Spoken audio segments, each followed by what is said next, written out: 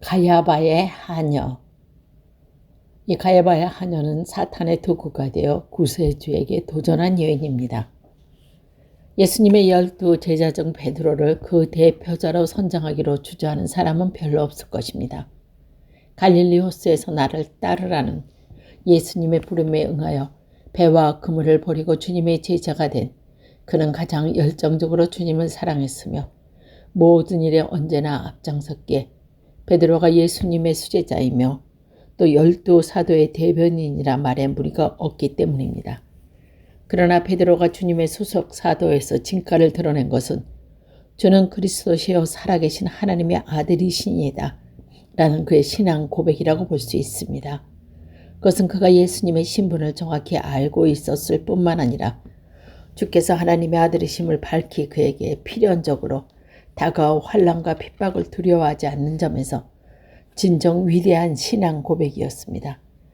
그런데 이 믿음의 사도 베드로는 하여금 주님을 배반하게 만든 한 여인이 있었으니 그녀가 곧 예수님을 불법 재판한 대제사장 가야바의 하녀입니다. 예수께서 배반자 유다를 앞장 세운 대사장들이 파견한 무리에 의해 겟세마네 동산에서 기도하시다 체포되어 대제사장 가야바의 집으로 끌고 가실 때 주님의 제자들은 뿔뿔이 흩어져 도망쳤지만 베드로는 잡혀가는 예수님의 뒤를 멀찍이 따라갑니다. 이때 그와 함께한 요한은 아는 사람이 있어 예수님에 대한 신문이 행해지자 집 안으로 들어갈 수 있었고 베드로는 문 밖에서 가야바의 하인들 틈에 앉아 있었습니다. 주님에 대한 재판 결과를 알아보기 위해서였습니다. 세상 모든 사람들이 떠날지라도 끝까지 주님을 따르겠다던 베드로가 예수님의 체포를 목숨을 걸고 막지 못했음은 중과 부족이나 어쩔 수 없다고 하더라도 끌려가시는 주님과 함께 가지 못하고 멀리서 따라가 대제사장의 하인들 틈에 끼어 앉아 불안에 떨며 집 안팎의 동정을 살피고 있었음은 참으로 슬픈 일이 아닐 수 없습니다. 그러나 더 슬프고 비극적인 일은 가야바야 하나 중 한 명인 베드로를 향해 당신이 예수와 함께 다니던 사람이 아니냐고 물었을 때 일어났습니다. 겁에 질려 이 사람 저 사람 눈치 살피며 앉아있던 그에게 던져진 질문에 베드로는 주저하지 않고 나는 그를 알지 못한다고 답변한 것입니다. 3년간이나 주를 따르며 생명의 말씀을 들었고 그가 행하신 숱한 기적들을 목격했고 그 자신 당신은 그리스도입니다라고 고백한 주님을 베드로가 모른다고 한 것입니다. 잠시 후 또 다른 하녀가 베드로를 향해 그녀도 그와 예수와 함께 있다는 것을 보았다고 말했을 때도 그는 그런 일이 없다고 잡아댔습니다. 다른 사람들이 그녀의 말을 지지하며 그를 예수님의 제자라고 말하자 베드로는 내가 예수라는 사람과 관련이 있다면 저주를 받아 마땅하다는 극단의 표현과 함께 주님을 부인했습니다. 예수님의 제자이며 주님을 기쁘시게 한 신앙 고백의 주인이여 내 양을 치라는 주님의 분부를 십자가에 거꾸로 못 박힐 때까지 충성을 다해 시행한 위대한 사도 베드로의 생애에 오점을 남길 부끄러운 순간이 아닐 수 없습니다. 베드로는 3번이나 주님을 부인하는 슬픔이 일어나는 동안 집안에서 신문받던 예수님은 네가 하나님의 아들이냐? 는 대사장의 질문에 그렇다고 당당하게 답변하고 계셨습니다. 주님은 자신의 신분을 밝히면 십자가형에 처해질 것을 알면서도 그가 그리스도이심을 선언하는데 그와 함께 죽겠다던 베드로는 주님의 제자인 자신의 신분을 감춘 사실은 너무나 대조적이 아닐 수 없습니다. 이름조차 밝혀지지 않는 가야바야 하녀는 지적 수준도 낮고 세상 물정에도 어둡고 종교에 관해서는 거의 아는 바 없는 여자라 보아도 잘못은 없을 것입니다. 그렇다면 당신도 예수의 일행이 아닌가요? 란 그녀의 질문은 베드로를 어떻게 하고자 하는 의도가 아니라 단순한 호기심에서 나온 것이라고 볼 수 있습니다. 그러나 이 간단한 질문이 베드로로 하여금 개인적으로는 새 생명을 주신 은인이요 전 인류의 구세주인 그리스도를 부인케 하는 엄청난 죄를 짓게 만들었던 것입니다.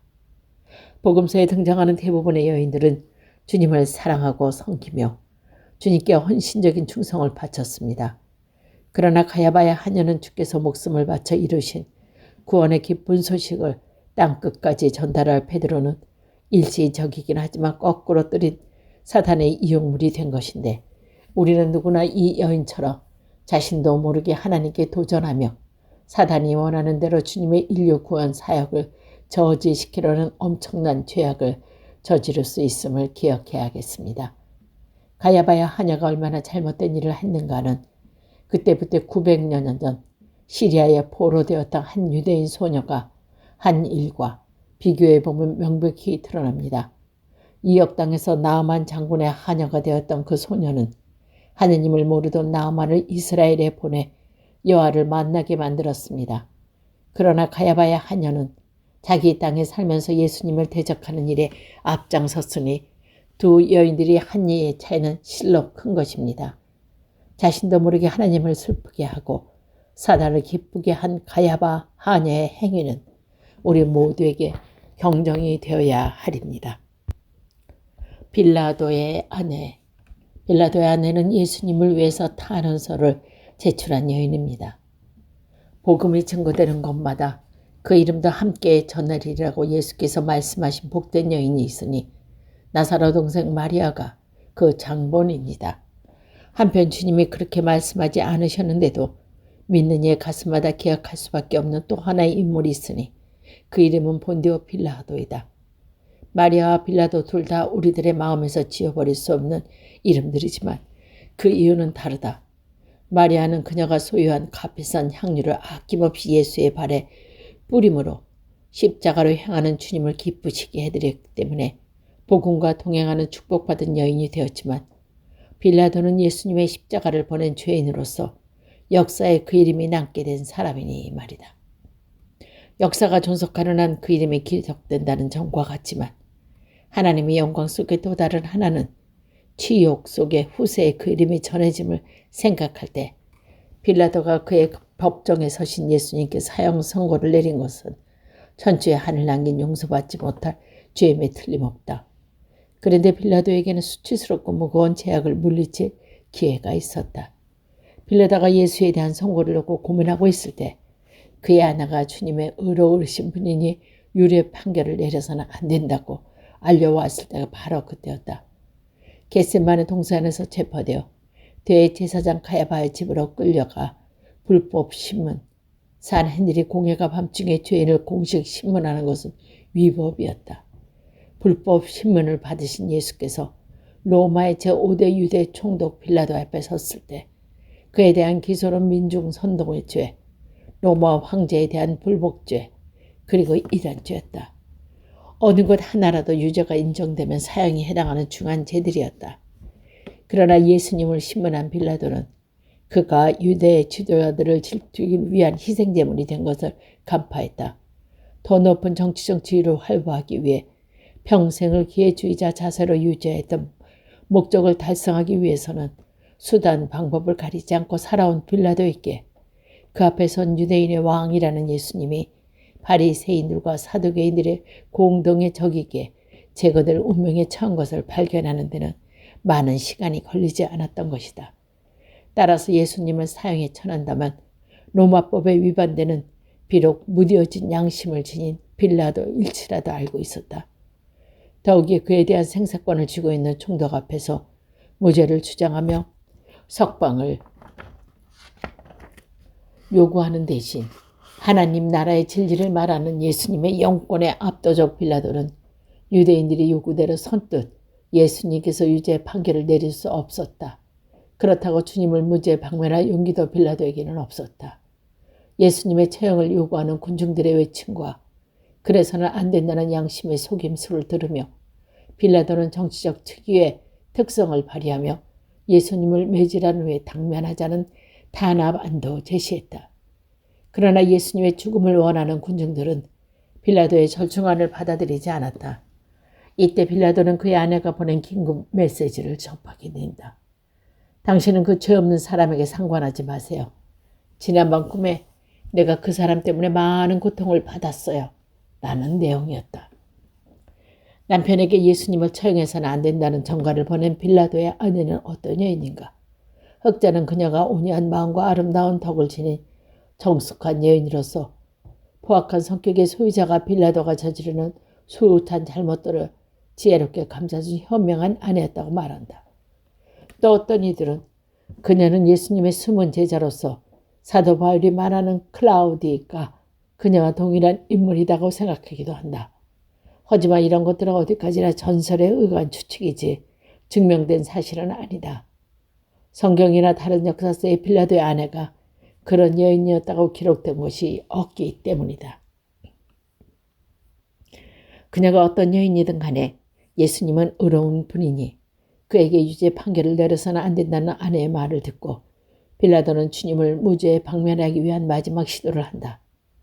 즉 그는 유월절의 중재인 한 명을 석방하는 관례를 이용해 흉악한 죄수 바라바와 그리스도라는 예수 중 누구를 놓아주기를 원하고 군중들에게 묻는다. 이때 빌라도는 자신의 기막힌 책상을 자화자찬했을 것이다. 민족은 틀림없이 예수를 놓아주고 훌륭한 바라바를 처형하라고 요구한 것을 확신했을 테니까. 그러나 빌라도의 계산은 빗나갔다. 군중들은 바라바를 풀어주고 예수님을 십자가에 못 박으려고 외쳐댔기 때문이다. 로마 총독 빌라도는 그의 정치적 생명을 유지하기 위해 민중의 소리에 굴복한다.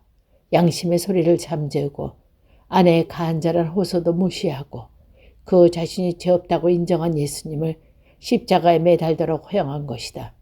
그 결과 빌라도는 하나님의 아들을 치욕과 고통의 십자가 위에서 죽게 한 인간이 저지른 최악의 살인사건의 주역을 담당한 역사의 죄인이 되고 만 것이다. 생명의 주인을 십자가 위에서 숨지게 한 살인극을 중지시킬 수 있었으나 빌라도는 아내의 청혼은 그녀가 꾼 꿈에 기이한 것이었다. 그렇다면 그녀가 무슨 꿈을 꾸었기에 재판석에 앉은 남자에게 사람을 보내어 예수님의 의로움과 그의 무죄함을 알렸는지 궁금하다. 그렇지만 마태가 기록한 지난밤 꿈에 내가 그 사람 때문에 많은 고통을 받았어요란 말만 읽고는 그녀가 꾼 꿈의 내용을 알 도리가 없다. 이 점이 그녀의 꿈이 하나님의 뜻을 전달받은 것인지 아닌지를 판단하는 데 문제가 되는 것이다. 하나님께서 꿈을 통해 인간에게 말씀하신 경우에는 그 꿈의 내용들을 자세하게 기록되었기 때문이다. 야곱의 아버지와 형을 속이고 형의 분노를 피해 외삼촌 라반에게 가는 도중 베델에서 꾼 꿈속에 그는 하나님의 문이 열리는 것을 목격하고 하나님이 들려주는 약속의 말씀까지 듣는다. 느부갓네살 왕은 그가 꾼 꿈 내용은 너무나 선명한데 그 의미를 몰라 고민하던 중 다니엘이 들려주는 해석을 듣고 하나님이 장차 하시는 일을 꿈에 통해 보여주신 것을 깨닫게 된다. 그러나 빌라도 아내의 꿈은 그 내용 자체가 알 수 없기에 그것이 하나님의 계시인지 아닌지는 판단하기 힘든 것이다. 그녀가 예수님이 전하는 생명의 말씀과 행하시는 놀라운 기적을 전해 듣고 주님의 제자가 되었다는 가정이 옳다고 보면 대제사장들과 바리새인들이 예수님을 끌고 빌라도에게 몰려가 그를 사형에 처하라고 협박하는 사실을 안 후 그녀는 근심과 걱정에 쌓였을 것이다. 그러나 잠이 든 그녀의 잠재의식 속에 예수께서 신문당하며 고역당하는 모습이 나타나고 그로 인해 괴로워하는 깨어난 남편에게 예수님을 괴롭혀서는 안 된다고 사람을 보내 말할 가능성은 얼마든지 있을 것이다.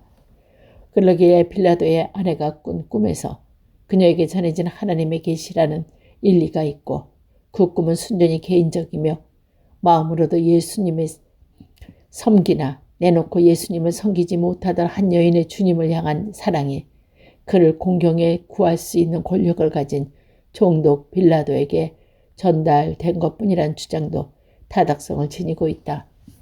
어느 생각이 옳든 간에 중요한 것은 그녀가 빌라도에게 예수님을 의로운 분인과 그를 처형해서는 안 된다는 그녀의 꿈을 전달했다는 사실이다. 그것은 그녀가 빌라도보다 올바른 판단력의 소유자며 여자이면서도 남자보다 단아한 결단을 가지고 있었음을 의미한다. 빌라도의 아내는 여인의 본능적인 직관으로 가난하고 소외된 사람들에게 구원의 소식을 전하고 상한 자들을 고치시며 위로하시며 억눌린 사람을 자유케 하시고 귀머거리를 듣게 하시고 눈먼 자를 보게 하시며 죽은 자를 살리는 그리스도에게 사형을 선고할 때 남편에게 다가올 비참한 운명을 내다보고 있는지도 모른다. 빌라도는 아내의 간청에 요청을 묵살했다. 아침 안개처럼 사라질 세상의 부귀영화를 조금이라도 더 누려보겠다고. 그러나 빌라도는 예수님을 골고다 언덕으로 보내는 권력의 보좌에서 밀려나 스스로 목숨을 끊는 비참한 신세가 되었을 뿐 아니라 그리스도를 죽인 죄인으로 역사에 남게 된 사실은 아내의 말을 듣지 않은 그의 잘못이 얼마나 큰 것인가를 잘 말해주고 있다. 논리적으로 따지자면 그런 생각에서 타당성이 있다. 그러나 기억해야 할 것은 빌라도의 아내는 그녀의 입장과 처지에서 최선을 다했다는 사실이다. 아무리 총독의 부인이지만 총독이 재판하는 자리에 들어갈 수 없었던 상황 속에서 그녀가 할 수 있었던 일은 의로우신 예수님의 무죄를 남편에게 알리는 것밖에는 없었을 것이다. 그녀는 아내로서 최선을 다했지만 남편 빌라도가 인간에게 주어진 최대의 특권인 선택권을 하나님의 아들을 죽음의 길로 보내는 데 사용함으로써 영원의 멀명의 길을 가고 말았다. 비록 성공하지는 못했지만 빌라도의 아내가 남편이 역사의 죄인으로 나게 지지 못하도록 최선을 다한 행위가 우리에게 좋은 교훈이 귀중한 것이다. 우리가 하는 모든 일이 다 성사되어 열매를 맺을 수 없을지라도 우리가 할 수 있고 해야 할 일은 끝까지 해야 함이 그 교훈일진데 그것은 곧 믿는 자가 지켜야 할 본분이니까 말이다.